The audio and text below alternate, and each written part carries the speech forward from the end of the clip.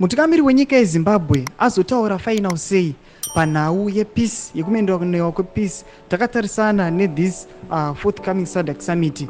Mashoko aya aramba achimatsinidzira. Taona kuti ari kunyaramba achivhundutsira vanhu sezviri kutogona vazvinzi aiwa this regime iri kutya kuda kuaustiwa, iri kutya kuda kunyadzisiwa pamberi aiwa pema high profile delegates vari kubva kune mamwe member states. Sanambira mashoko abudai chongomzira nhasi notibva subscribe like what on the bell icon. Tipinda mupindula munyugwa muchinzi.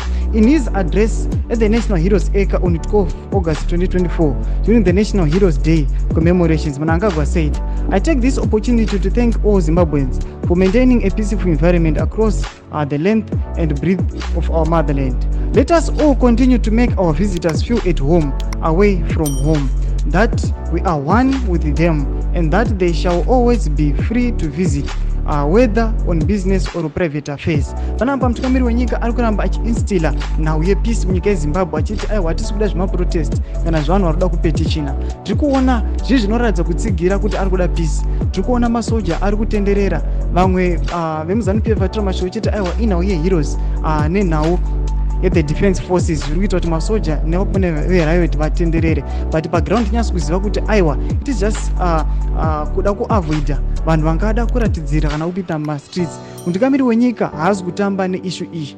Chipotudze mafungiro enyu munoti kudii pamusoro tichiona Sabc ichitora the opportunity kupa Zimbabwe the chairmanship, tichiona nemutungamiri wenyikawo achireact accordingly achizama kustopa vese vada kukonzeresa crackdown. Tudze mafungiro enyu pinda mucomment section medu, musano subscribe or like, and turn on the bell icon.